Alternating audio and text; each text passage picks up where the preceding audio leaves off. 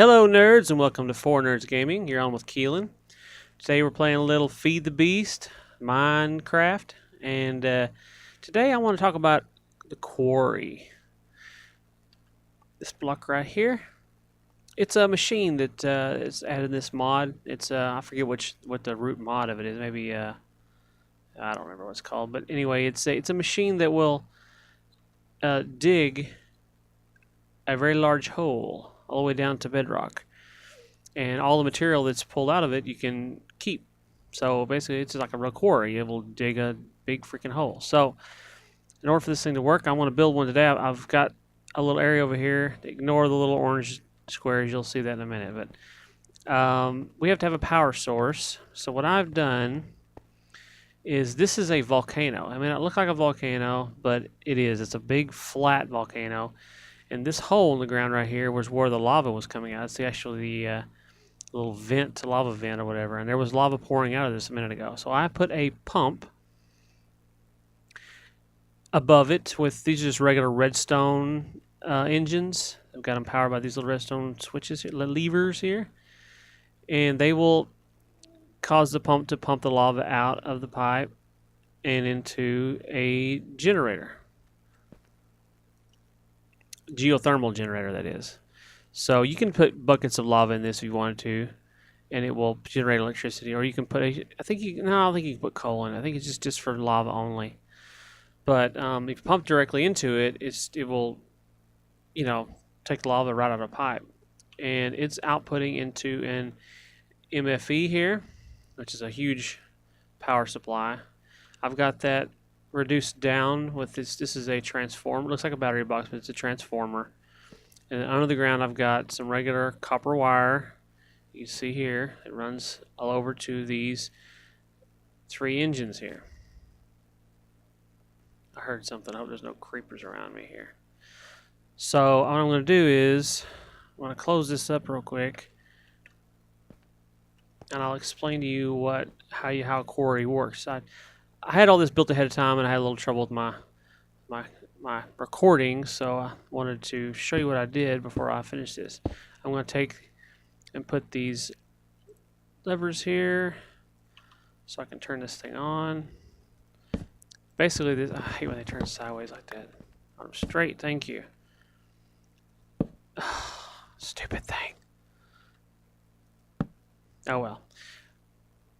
These quarries can be powered by 1 engine, but if they're powered by 3, it makes it work a lot faster.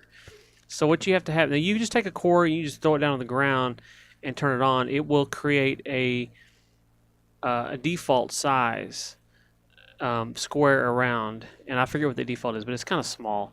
So I want a bigger one. So what I'm going to do is use these little, see this landmark?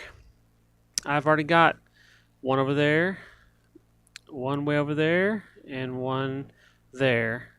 What you do is you create a rectangular shape. They'll have to be on the same level. That's why I've got these built up on pylons over there.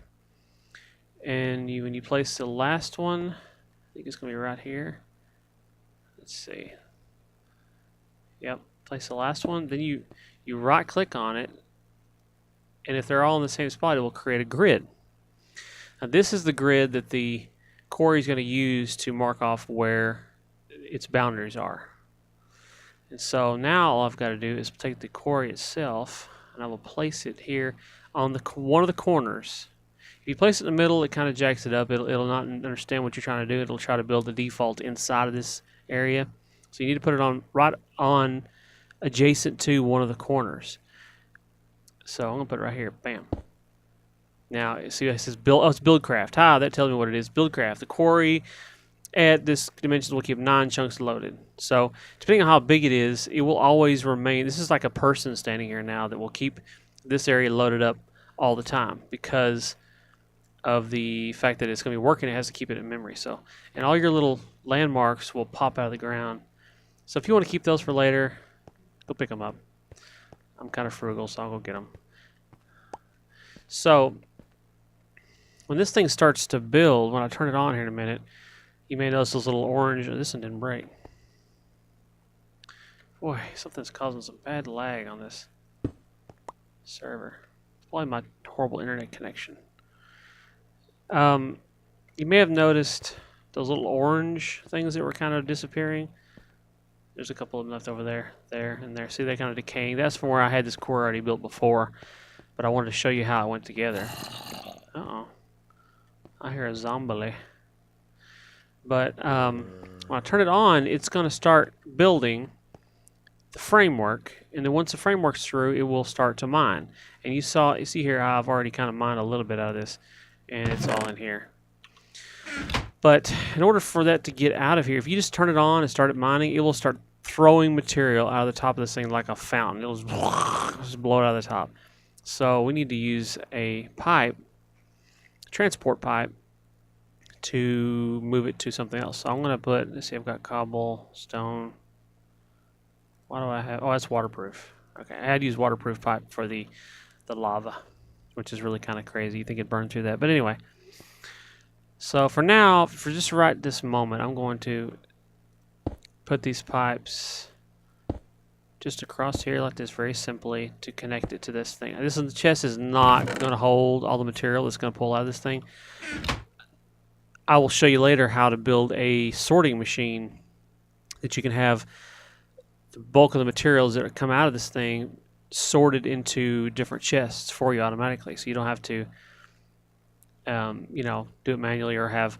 See, this problem is now this is going to come out of here and go into one chest, and once it's full, it'll just start throwing them out on the ground, and they'll despawn. Once, if you're not around, you lose it all. So as the sun sets, of course, I'm going to go ahead and turn this thing on. You can see how it's starting to work.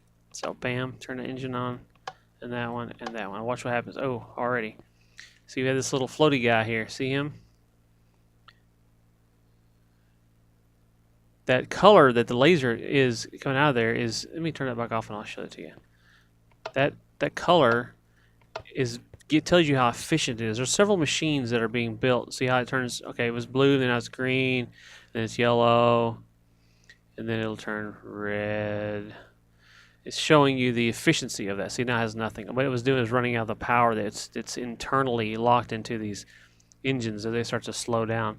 So if you have, there's several other machines too. There's a crafting table that, auto crafting table, I think is what it's called. I forget, but there's a machine that uses a laser that will, assembly table, that's what it is. It will assemble things. That laser beam coming out of there, depending on the color it is, this may get dangerous here in a minute. I might have to put some torches up. It will tell you the efficiency. And it starts at red, and as it goes up, it's red to yellow to green, and then the most efficient is blue. So I'll turn it back on and watch it. As I turn it on, you'll see the color change. Turn one on, it'll start out red, which is the lowest efficiency. And it may be able to get up to yellow with just one, I'm not sure. Maybe, probably not. You see how you tell how slow it going. Oh yeah, it goes to yellow. See, it's kind of just slowly building. Turn one more on. One underneath it down there. Oh, it spit up. Now it's green. Ooh, now we're building fast. And we'll go ahead and go turn them all on. So it's going to assemble this. And now something else. Anything that was inside this grid, it will, before it starts to build, it will destroy. So let's say you built this around some trees or some little hilly area or into the side of a hill.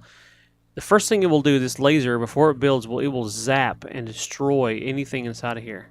Not creatures, but just blocks, like items. And you will not get those. So some people think that you put this thing out in the middle of a forest, you can have it, I'll just have it, before it digs to the ground, I'll have it harvest all my trees and leaves and things, and I'll put those into the chest for me. But no, that will not happen. Until this thing is built, anything it destroys, you will lose. Okay, there it's finished. This is the arm that has the laser on it. It's going to go over to one side. That little blue thing is, it's already started, so it's starting on the most highest level, and it will start to move this material. Now you watch here, you see it coming out of this transport pipe. And it acts just like a regular pick would. If you break stone, you get cobble. You break, this is that basalt. I don't know what you call that stuff. Basalt. Cobblestone. It will break it just like the regular. So you don't get your solid basalt stone or your solid stone. You'll get cobble and you'll get basalt. So anyway, like I was saying, you will not get the material that it destroys. Now it will continue to mine until it runs out of power, hits bedrock, but in some cases it will stop if it gets down to large pools of lava where it can't go any further.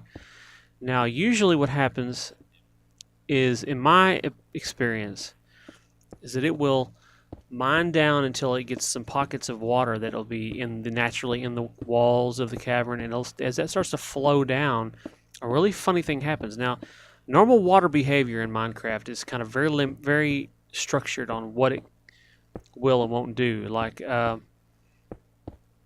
you take a bucket of water and lay it out on the ground, it will move a certain number of blocks out in every direction.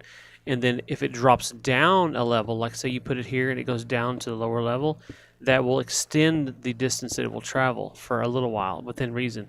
And so you may notice if you put water on top of on top of that mountain right there, it will run all the way down to the ground in this pool in the ground, because as something about the way the thing works, it will cause it to do that. But in this scenario right here, when it gets down to natural water that is flowing out of the walls, something really crazy happens. When blocks are destroyed underneath it, it will actually cause it to pool and to fill up like normal water would. So the water level will not rise any higher than that point, but everything from that point below the water will just fill in.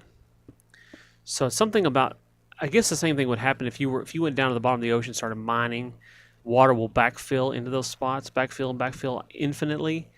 Well, that's the same thing that happens here. So if it comes across a natural water source on any one of these walls, even though this is so huge, technically if you dropped a bucket of water on this side over here, it would not flow to the other side by and the natural behavior of water. But when this thing starts mining the blocks underneath it, it will expand and expand, and eventually the entire bottom of this thing will be completely underwater, which will not affect the machine. It will run underwater. And it serves a purpose, because once you get to a lava pocket, it will instantly turn it into, I don't know I can't remember the rules of lava. If it's flowing, it turns into cobble. If it's pooled like a source block, it will turn it into obsidian. Anyway, so as that pool of water that fill in the bottom, it will aid this machine from stopping at any point. I want to make sure not have this thing on so long that it will fill his chest up.